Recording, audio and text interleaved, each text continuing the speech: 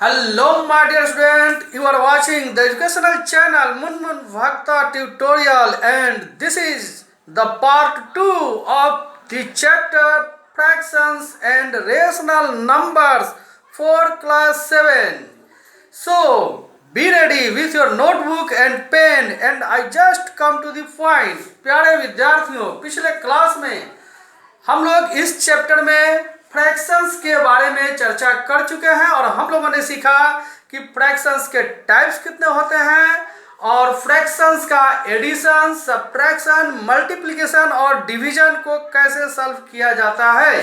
मुझे उम्मीद है कि पिछले क्लास से आप लोगों को बहुत ही फायदा मिला होगा और आप अपने एक्सरसाइज को अच्छी तरह से कर पा रहे होंगे। और आज हम लोग इसी चैप्टर के बाकी हिस्सों पर चर्चा करेंगे और आज हम चर्चा करने वाले हैं रेशनल नंबर्स के ऊपर।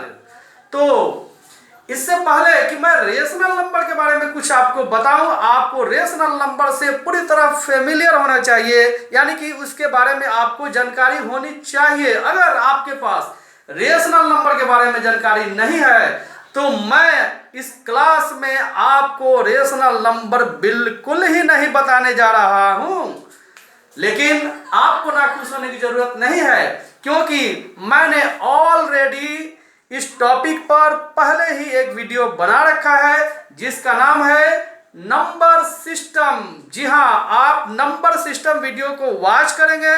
उसमें मैंने 6th क्लास से 9th क्लास तक को ध्यान में रखते हुए नंबर सिस्टम को डिटेल्स में समझाया है।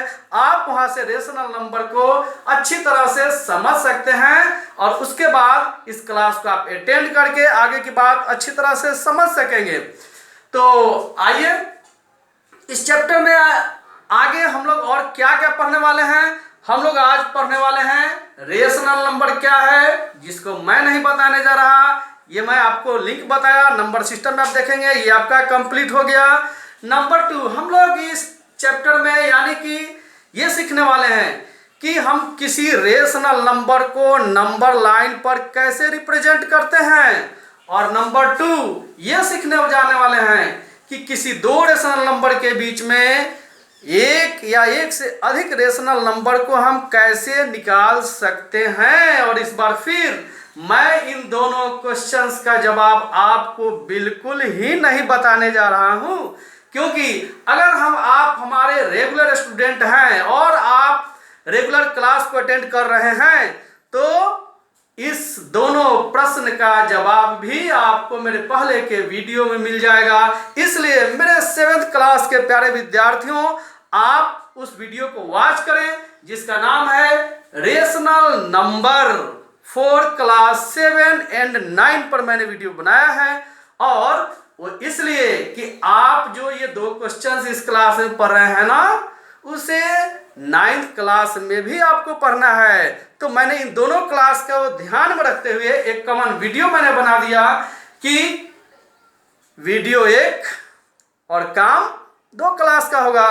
तो 7 और 9 दोनों क्लास को फायदा होने वाला है। अगर आप उस वीडियो को देख लेते हैं तो आप आज ही 9th क्लास के उस क्वेश्चन को भी आप सॉल्व कर सकते हैं। तो क्लियर स्टूडेंट, ये 3 चीज आपका क्लियर हो गया पहले के वीडियो से ही कि रेशनल नंबर क्या है। क्लियर, आप नंबर सिस्टम वीडियो वॉच करें। और सेकंड और थर्ड क्वेश्चन कि किसी रेशनल नंबर को हम नंबर लाइन पर कैसे रिप्रेजेंट करते हैं और दो रेशनल नंबर के बीच में एक या एक से अधिक रेशनल नंबर को कैसे निकालते हैं। इन तीनों क्वेश्चंस का जवाब जानने के लिए आपको देखना होगा नंबर सिस्टम का वीडियो और rational number for class 7 and 9 का वीडियो। तब आपका ये 3 क्वेश्चंस कंप्लीट हो जाएगा। क्लियर स्टूडेंट, आगे बढ़ें। थैंक्स। चलिए आगे बढ़ते हैं और आज हम आगे चर्चा करने वाले हैं कि रेशनल नंबर के टाइप्स कितने होते हैं। और उसके लिए आपको मैं स्क्रीन पर दिखा देना चाहता हूं कि रेशनल नंबर्स जो है ना, उसको 2 पार्ट में बांटा गया। First positive rational number and the second is negative rational number. लेकिन हम कैसे जानेंगे कि कौन सा पॉजिटिव रेशनल नंबर है और कौन सा निगेटिव रेशनल नंबर है। आइए कुछ एग्जाम्पल्स को लेकर और इसे समझने का प्रयास करते हैं। आपको मैं स्क्रीन पर दिखा रहा हूँ। ये हमारे पिछले क्लास का पढ़ाई यहाँ तक आया था। फ्रैक्शन का डिवाइड दिख रहा है, लेकिन रेड लाइन के नीचे हम लोग आज जो चीज़ पढ़ने वाले हैं, जो मैंने आपको अभी तक बता दिया, उसके बारे में लिखा गया है। फर्स्ट मैंने आपको हिंट्स इस पर लिख दिया है कि रेशनल नंबर को जानने के लिए watch video on number system. Second जो मैंने आपको बताया उसके लिए भी मैंने लिख दिया है watch video on rational numbers for class 7 and 9। और उससे हम लोगों को जानकारी क्या मिलेगा? जानकारी ये मिलेगा representation of a rational number on number line, and the second one is insertion of rational numbers between two rational numbers। और अब हम लोग पढ़ रहे हैं रेशनल नंबर्स के टाइप्स को। आप स्क्रीन पर देख रहे हैं कि मैंने कुछ रेशनल नंबर का एग्जाम्पल्स लिया है। 2/3, -2/3, 2y-3, -2y-3, 4y-9, -11y3, -5y-8 and so on. ये सभी रेशनल नंबर्स के एग्जाम्पल हैं। यानी कि फ्रैक्शन ही एक तरह का ये होता है, लेकिन इसके न्यूमरेटर और डिनोमिनेटर में आप पॉजिटिव और निगेटिव को यूज करके एक फ्रैक्शन को 4 तरीके से लिख सकते हैं, जैसा कि मैंने आपको एग्जांपल्स में दिखाया है। और अब उसको हम 2 भाग में बांटते हैं। तो हम कैसे जानेंगे कि पॉजिटिव रेशनल नंबर कौन है और निगेटिव रेशनल नंबर कौन सा है? तो ध्यान से सुनिए। अगर किसी रेशनल नंबर का न्यूमरेटर और डिनोमिनेटर दोनों पॉजिटिव हो तो उसे हम पॉजिटिव रेशनल नंबर कहेंगे, या अगर न्यूमरेटर और डिनोमिनेटर दोनों निगेटिव हो तब भी हम उसे पॉजिटिव रेशनल नंबर कहेंगे। क्यों? क्योंकि आप जानते हैं माइनस माइनस कट जाता है और तब वो पॉजिटिव हो गया ना। लेकिन अब निगेटिव को कैसे पहचानेंगे? निगेटिव रेशनल नंबर को पहचानना बहुत ही ईजी है। आप न्यूमरेटर और डिनोमिनेटर में से किसी एक में भी अगर माइनस साइन लगा हो, यानी कि निगेटिव हो, तो हम उसे निगेटिव रेशनल नंबर कहेंगे। आइए इसको अब एग्जाम्पल से क्लियर कर लेते हैं। मैंने रेशनल नंबर के नीचे जितना भी एग्जाम्पल्स लिखा था उसे आप देख रहे हैं कि मैंने जब इसको डिवाइड किया है पॉजिटिव रेशनल नंबर और निगेटिव रेशनल नंबर में, तो मैं अब इसमें से क्लासिफाइड इसको किया कि हमारा पॉजिटिव रेशनल नंबर क्या हो सकता है। मैं जो बताया उसके आधार पर आप भी सिलेक्ट कर सकते हैं।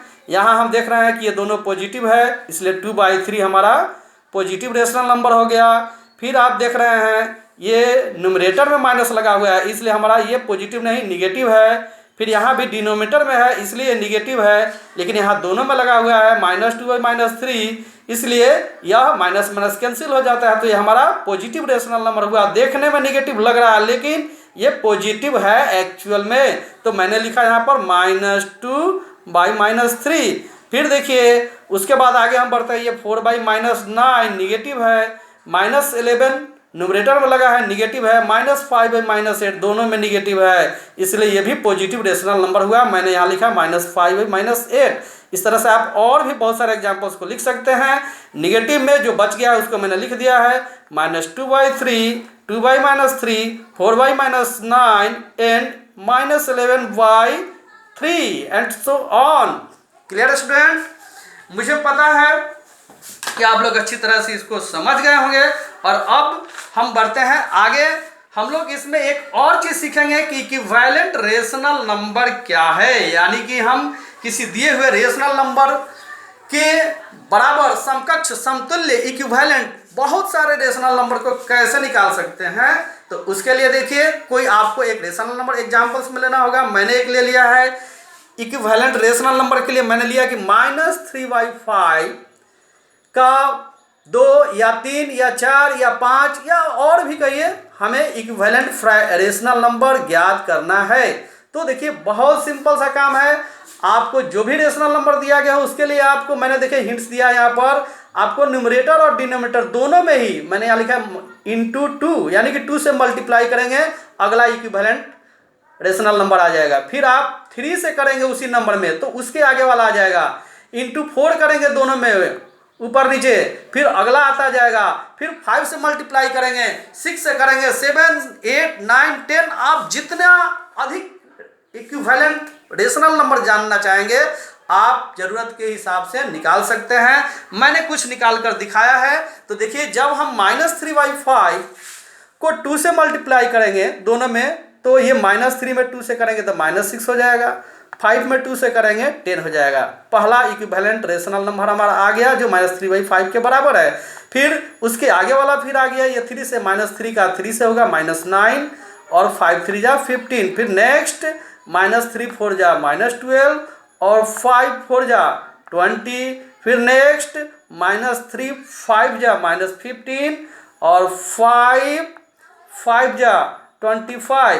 तो इस तरह से आपने देखा कि हमने 1 2 3 4 रेशनल नंबर निकाल कर मैंने बताया है। आगे डॉट डॉट है और भी इसी तरह से हम आगे निकाल सकते हैं। एक क्वेश्चन और भी आपको सॉल्व करने के लिए आता है जो इस तरह से बॉक्स बना रहता है और कुछ नंबर दे दिया जाता है। ये इक्विवेलेंट रेशनल नंबर से रिलेटेड होता है। जैसे मैंने एक एग्जांपल लिया है 2/-3 और फिर यहाँ हो गया 6 और बॉक्स दे दिया गया है कि यहाँ पर क्या हम फिल करेंगे।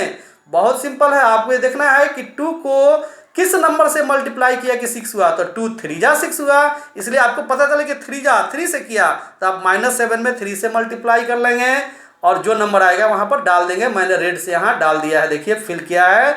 ये 2 3 जा 6 तो -7 में 3 से करेंगे तो -7 में 3 से करेंगे तो -21 हमारा आंसर आ गया। नेक्स्ट एग्जाम्पल देखते हैं। क्वेश्चन है -3/5 इक्विवेलेंट फ्रैक्शन में, यहाँ बॉक्स में मालूम करना है, यहाँ मालूम करना है, बाकी दिया है तो हम इसको मिलाएंगे। -3 को कितना से मल्टीप्लाई किया कि +6 हो गया, तो -2 से किया है। ध्यान देना है वो मल्टीप्लाई वाला नंबर पॉजिटिव और निगेटिव दोनों हो सकता है, इसलिए आपको आंसर के साइन को ध्यान में रखते हुए चेक करना है। -3 × -2 तब जाकर के -6 ये +6 होगा, यानी कि ये -2 से किया है तो हम यहाँ -2 से करेंगे तो 5 × -2 तो -10 हो गया। फिर ये -3 को कितना से, सॉरी नीचे वाला दिया है 5 से कितना में कि 25 हो गया है माइनस में, तो ये -5 से किया है। 5 5 जा 25 और माइनस से किया है इसलिए -25। तो हम ऊपर भी माइनस वाले नंबर से मल्टीप्लाई करेंगे इसको फिल करने के लिए, तो -3 में -5 से करेंगे +15। Clear student. और एक लास्ट चीज हम समझेंगे इसमें कि रेसिप्रोकल ऑफ रेशनल नंबर क्या है। रेसिप्रोकल का मतलब होता है सीधे उल्टा, यानी कि न्यूमरेटर और डिनोमिनेटर को अपोजिट लिख देंगे, लेकिन ये ध्यान रखेंगे अगर पॉजिटिव रेशनल नंबर है तो उसका रेसिप्रोकल पॉजिटिव होता है, निगेटिव का निगेटिव होता है। और इसमें एक चीज ध्यान रखना है कि जो आपका डिनोमिनेटर है वो हमेशा पॉजिटिव ही होना चाहिए। एग्जाम्पल्स को ध्यान में देते हैं। जैसे मैंने लिया है 2/5, इसका रेसिप्रोकल होगा, मैंने एरो से दिखाया है। 5 ऊपर चला गया, 2 नीचे आ गया, 5/2 हो गया। नेक्स्ट -3/11 का हम रेसिप्रोकल करेंगे, 11 ऊपर जाएगा, -3 नीचे आएगा, 11/-3। और डिनोमिनेटर को पॉजिटिव करने के लिए माइनस माइनस से मल्टीप्लाई करके ये -11 और /3 यह भी आप लिख देंगे तो सही है, लेकिन डिनोमिनेटर को आप पॉजिटिव करके ही लिखना चाहिए आपको। और उसका सीधा सा रूल है कि डिनोमिनेटर को पॉजिटिव करने के लिए -1 से दोनों में मल्टीप्लाई करते हैं, तो ऐसा करने से आपका पॉजिटिव हो जाएगा और ये निगेटिव हो जाएगा। Clear student. मुझे उम्मीद है कि आप लोगों को अभी तक का टोटल चीज समझ में आ गया होगा। और आज के लिए कुछ होमवर्क्स आप प्लीज स्क्रीन पर देख रहे हैं, इस क्वेश्चंस को आप नोट करेंगे और प्रैक्टिस के लिए अपने एक्सरसाइज के साथ इसे भी बनाएंगे, जिसको मैंने इस 2 वीडियोज में बताया है। और मुझे उम्मीद है आप बिल्कुल ही अच्छी तरह से समझ लेंगे।